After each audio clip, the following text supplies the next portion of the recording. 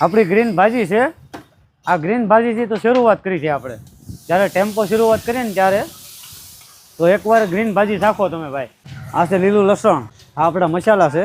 ભાજી તેલમાં બને, ચીઝ બટર કે એટલે બટરની એક ટિક્કી આપવાની અને માથે ચીઝ મારવાનું. પ્યોર શુદ્ધ અન્નપૂર્ણા સિંગ તેલમાં બનાવીએ છીએ આપણે. ટાઈમ હોય છે 5:30-6 વાગ્યાથી રાતના 12 વાગ્યા. આપણી ગ્રીન ભાજી છે તૈયાર થવામાં છે. હવે